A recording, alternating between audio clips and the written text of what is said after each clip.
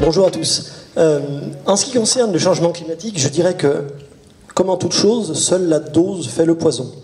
Et dans un premier temps, jusque dans les années 80 pour faire simple, ce réchauffement climatique a été vécu extrêmement favorablement par les paysans, car ce qui impactait négativement les productions des agriculteurs, c'était plutôt les étés et les printemps et les automnes trop humides, qui empêchaient de mûrir, qui empêchaient de sécher les foins, qui empêchaient de récolter.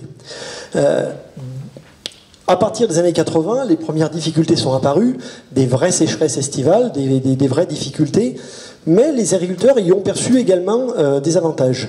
Pour faire simple, on lâche les vaches plus tôt au printemps, on fait du foin plus tôt dans la saison et on laisse les animaux plus tard dans les prés. Cette année, ils sont restés jusqu'à mi-décembre. C'est exceptionnel. Alors, on imagine bien que ce changement climatique augmentant, les inconvénients vont finir par dépasser les avantages. Et au bout du bout, quand on sera à plus 3, plus 4 degrés, on sera dans la catastrophe totale, dans l'effondrement, mais pour le moment, on n'y est pas. Et dans le réchauffement que nous avons actuellement, il faut bien comprendre que dès lors qu'on a de l'eau à disposition pour irriguer, les inconvénients du réchauffement climatique sont encore parfaitement compensés. Les rendements sont toujours présents, puisque ces chaleurs permettent aux agriculteurs irrigants de mettre des maïs avec des indices supérieurs, qui expriment encore plus de potentiel et qui, dès lors qu'on a de l'eau à volonté, produisent encore plus. La difficulté, c'est que dans ce cadre-là, les paysans ont tendance à vouloir plus d'eau. Ceux qui en ont en veulent encore plus, ceux qui n'en ont pas en veulent, et ceux qui n'en auront jamais rêvent d'en avoir. C'est un vrai problème. La Confédération paysanne a engagé un travail avec tous ces paysans irrigants et non irrigants pour aborder cette question de l'irrigation. Et nous en sommes arrivés à prendre en compte que, ça a été dit tout à l'heure par le collègue du canal du Forêt, ce sont plusieurs dizaines de millions de mètres cubes qui servent à l'irrigation de la Loire. Donc ne croyons pas qu'actuellement on n'irrigue pas dans la Loire. Il y a des dizaines de millions de mètres cubes qui sont utilisés. Et lorsque les paysans parlent irrigation, arrive très vite la question du partage. Il faut savoir que dans la profession, quand on accepte de parler du partage de l'eau, il est sous-entendu que nous sommes prioritaires. L'agriculture doit être prioritaire. On se rend bien compte dans les débats qu'on a aujourd'hui que la situation est plus compliquée que ça, qu'il y a une diversité d'utilisateurs et que donc il faut nuancer ce propos. Par contre, il y a un partage que les paysans refusent, un partage que les paysans n'abordent jamais, qui est un angle mort, pour ne pas dire un tabou dans la profession, qui est la question du partage entre les paysans. Et la Confédération paysanne a identifié 5 axes qui pourraient permettre d'aborder cette problématique-là sous un angle un petit peu différent. La première question, c'est la question des terres irriguées.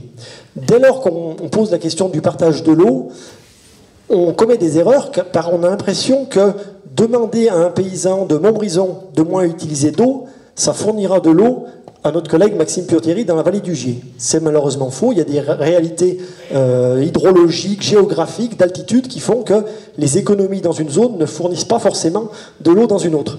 Par contre, si l'eau ne peut pas forcément se partager très facilement, on peut commencer par surveiller le partage des terres irriguées. Car il y a des terres irriguées, des terres irrigables, des terres avec des droits d'eau. Le partage de ces terres se fait à 2 moments stratégiques, qui sont les ventes de terrain et les locations de terrains agricoles. Il y a 2 commissions semi-publiques ou parapubliques qui surveillent, qui gèrent, qui pilotent ces ventes et ces locations. Ce sont les SAFER et les commissions CDOA. Eh bien, je vous apprendrai que dans ces commissions-là, jusqu'à présent, c'est une vraie revendication, aucune procédure n'existe pour prendre en compte ces terres très particulières qui sont les terres irriguées, irrigables, et aucune procédure ne prend en compte le fait que les potentiels acquéreurs à l'achat ou les potentiels locataires sont ou non déjà eux-mêmes bénéficiaires d'irrigation, de ressources en eau, ou bien manque de cette ressource. Il y a évidemment quelque chose à inventer pour que le partage de ces terres soit fait en prenant ça en compte. La deuxième dimension sur laquelle on pourrait travailler, c'est la question taboue des droits d'eau. Si vous voulez vous fâcher entre paysans, vous posez la question des droits d'eau.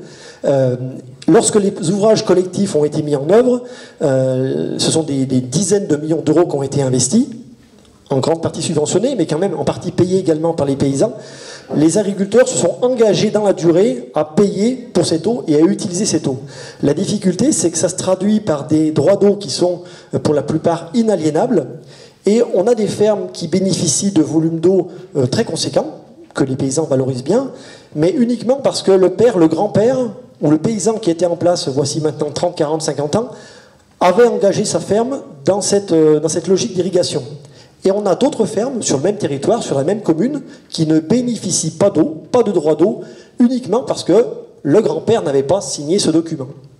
Et on a même des cas où ces fermes qui ne bénéficient pas d'eau sont elles-mêmes traversées par une canalisation qui distribue des dizaines de milliers ou des centaines de milliers de mètres cubes à d'autres agriculteurs de la commune ou d'autres communes. Et actuellement, rien n'est en place, rien n'est prévu pour... Pas demain, il ne s'agit pas d'enlever de l'eau à des agriculteurs aujourd'hui, ça serait trop violent, mais pour, dans la durée, à horizon de plusieurs décennies, planifier une répartition plus équitable. Un axe sur lequel on pourrait encore également poser le débat, c'est la question de la tarification de l'eau. La plupart des ouvrages collectifs qui distribuent l'eau, je crois que le collègue du canal a dit 42 millions de mètres cubes, le font à travers des ASA, des associations d'irrigation agréées, qui sont gérés, pilotés par des paysans bénévoles, souvent des paysans à la retraite d'ailleurs. J'en profite pour les remercier pour tout le travail qu'ils ont fourni jusqu'à présent et qui continuent à fournir.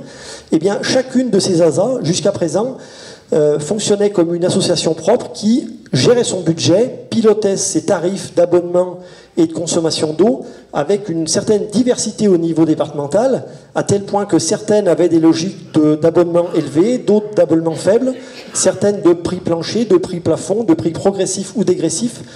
On pourrait imaginer que sous l'égide des services de la préfecture, une harmonisation de tarification soit faite en prenant en compte le système de tarification le plus vertueux, celui qui incite le plus à la responsabilité. Encore une dimension sur laquelle on peut travailler, c'est la question de l'optimisation technique. La Chambre d'agriculture, merci à elle, travaille là-dessus. Mais on peut se dire aussi que la profession a toujours très bien su mettre en avant les agriculteurs qui produisaient les plus gros animaux dans les comices agricoles, par exemple, ou les meilleurs fromages à travers les récompenses professionnelles.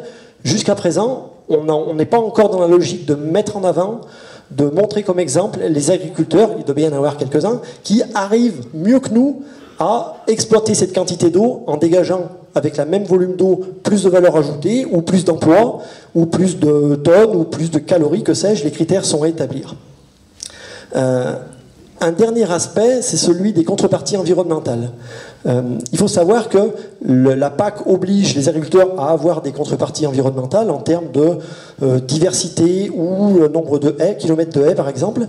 Et bien jusqu'à présent, il n'y a pas de contrepartie environnementale pour les irrigants spécifiques.